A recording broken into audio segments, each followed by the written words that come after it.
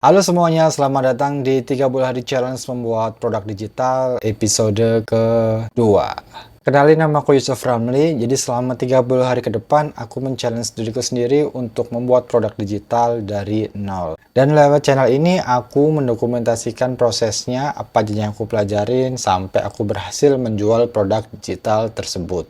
Setelah kemarin aku udah nentuin produk apa yang pengen aku bikin, yaitu aku milih buat bikin web template pakai Webflow. Sekarang waktunya buat eksekusi. Di hari kedua ini rencana aku bikin langsung desainnya di Figma, terus aku langsung implementasiin di Webflow. Pertama aku tentuin dulu dong, aku mau bikin webnya tuh temanya tentang apa. Di sini aku milih tema bikin website tentang travel blogger gitu, atau kayak semacam ya digital nomad gitulah.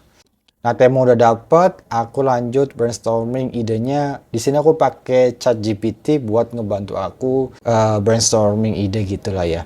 Output dari proses ini yaitu aku pengen dapetin konten buat website yang nantinya aku bikin. Daripada pakai dummy text kayak semacam lorem ipsum, aku kepikiran gimana kalau aku bikin kontennya biar match atau biar sesuai sama tema yang aku bikin. Jadi nggak terlalu template banget kesannya. Ini caraku buat ngajak ngobrol si ChatGPT buat nge-review ide yang aku punya. Misalkan contohnya gini. Hi there, I'm a travel blogger and I want to reach us bla bla bla, can you review my idea? Jadi aku pengen dia tuh nge-review apa ideku dulu. Terus abis itu dia jawab tuh. Nah, dia tuh ngasih kayak fokusnya apa, target audience. Nah, ada banyak ya di sini dia ngasih macam-macam lah. Nah, ini nih, aku di sini tanya tentang what specific audience are you targeting. Nah, ini dia bisa ngasih kayak semacam penjelasan target audiensnya tuh yang berpotensial siapa aja sih gitu. Tuh karakteristiknya, interestnya, sama ya, content ideasnya gitu. Nah, di sini kan macam-macam tuh ada budget travelers, luxury travelers, adventure, terus culture, nah foodies. Nah, aku pilih yang nih, digital nomads. Di sini aku pilih salah satunya. Jadi yang tadinya aku cuma pengen brainstorm tentang travel blogger, terus aku bisa dapat lebih niche lagi tentang usernya yang mau pakai siapa. Nah, habis itu aku bisa kayak gini bikin per sectionnya. Nah, kayak gini nih, I want to create landing page to document my journey and how I left 9 to 5 jobs, bla bla bla. Could you give me an example structure of my landing page? Nah, aku tanya tuh, strukturnya kamu bisa contoh nggak gitu. Ada hero section, terus introduction, terus journey, bla bla bla gitu. Sampai akhirnya aku juga bisa tanya kayak gini. Ini nih. Could you provide content or copy for each section? Nah, aku suruh dia mikir, tolong bikinin konten setiap sectionnya. Nah, dia kasih contoh nih. Konten udah beres, lanjut aku bikin desainnya di Figma. Kalau udah urusan bikin desain, ini biasanya aku suka lupa waktu. Saking asiknya lihat-lihat referensi, sejam udah berlalu.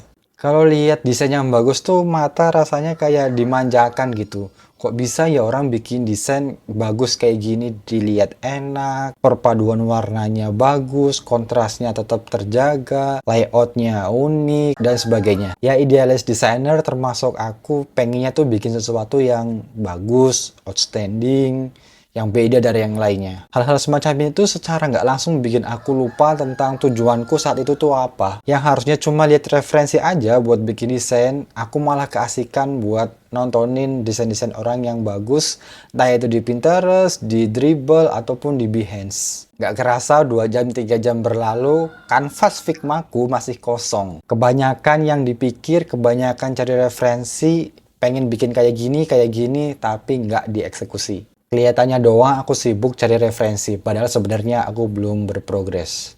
Akhirnya aku coba tutup laptop dulu, ngasih otak waktu buat istirahat, biar bisa berpikir kalau bikin sesuatu itu nggak semuanya harus perfect. Aku coba kesampingkan dulu egoku sebagai desainer, di mana aku pengen sesuatu yang perfect di awal. Aku geser bahwa sekarang ini fokusku adalah belajar. Belum dulu berpikir tentang kualitas yang pengen aku capai, tapi aku pengen coba buat sesuatu dulu yang bisa aku lihat sehingga aku bisa lihat progresnya tiap hari. Akhirnya aku netapin goalku di hari kedua ini aku harus ngasilin apa. Jadinya aku ubah goalku di hari kedua yang tadinya aku pengen desain, terus aku langsung implementasiin ke Webflow. Aku ubah jadi aku cukup bikin wireframe-nya aja dengan sketsa yang kasar, belum pakai warna, belum pakai gambar, tapi aku masukin kontennya yang udah aku bikin pakai ChatGPT tadi ke dalam wireframe-nya. Dan bener aja nggak sampai 1 jam aku berhasil bikin wireframe-nya. Hari ketiga ini aku mulai ngulik-ngulik tentang Webflow, terus juga cari tutorialnya di YouTube. Masalah klasik nih yang aku temuin,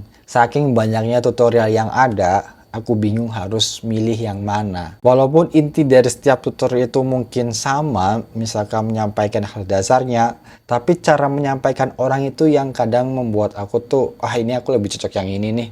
Yang ini kayaknya kurang cocok deh buat aku. Kan banyak juga tuh tipe-tipe tutorial, ada yang nerangin dari dasarnya dulu, terus juga ada yang langsung ke case study-nya. Sebenarnya kalau ngomongin tentang Webflow, di Webflow sendiri itu ada yang namanya Webflow University. Di situ tuh sebenarnya udah lengkap tutorialnya tuh banyak banget, dari yang mulai dasar terus juga sampai advance itu ada. Ini contoh tutorial di Webflow. Isinya itu kayak dijelasin dulu nih, mulai dari awal banget kayak misalkan pengetahuan tentang HTML, terus juga dijelasin tentang web structure-nya. Nah, di sini juga dijelasin kayak semacam elemennya di Webflow, terus tipografinya.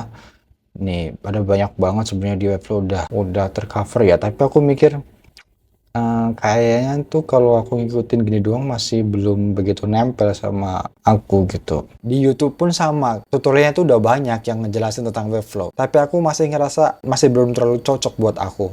Aku ngerasa kayak gini, kalau misalkan aku cuma ngikutin tutorialnya doang, bikin landing page gitu pakai Webflow, bisa aja aku ngikutin tutorialnya. Tapi poinnya menurutku bukan itu, bukan cuma ngikutin tutorialnya. Aku harus paham dasarnya kayak gimana, terus juga kalau ada case yang di luar tutorial itu aku harus bisa nyelesain. Nah, poin-poin kayak gini butuh waktu buat belajar. Sekarang ini yang aku butuhin pemahaman tentang websitenya dulu secara umum, fitur-fitur Webflow-nya, case by case-nya, kapan aku harus pakai ini, aku harus pakai itu, semacam kayak gitu. Nah, aku baru ingat nih, kalau aku punya course di Udemy, aku udah beli lama banget, itu course-nya tentang web design dan juga Webflow. Pas aku lihat bagian Webflow-nya, ternyata ini menarik nih. Kayaknya ini sesuai sama yang aku butuhin. Jadi di course ini dia ngejelasin tentang struktur websitenya dulu secara umum, terus juga fitur-fitur Webflow-nya. Jadi karena ini course-nya adalah bikin website, di mana goalnya di sini ya implementasi desain dari Figma ke dalam Webflow. Emang nggak secara keseluruhan fiturnya itu dijelasin di course ini, tapi nggak apa-apa. Yang penting aku tahu kapan aku harus pakai feature ini, kapan aku harus pakai feature itu. Nah, tutorialnya udah ketemu, aku set buat pelajaran Webflow ini sekitar ya mungkin 2-3 hari. Nggak terlalu ngoyo, tapi aku pengen tetap kelihatan progresnya setiap hari. Oke, semuanya itu progres yang udah aku lewatin di hari kedua dan ketiga dalam series 30 hari membuat produk digital. Sampai jumpa di episode berikutnya.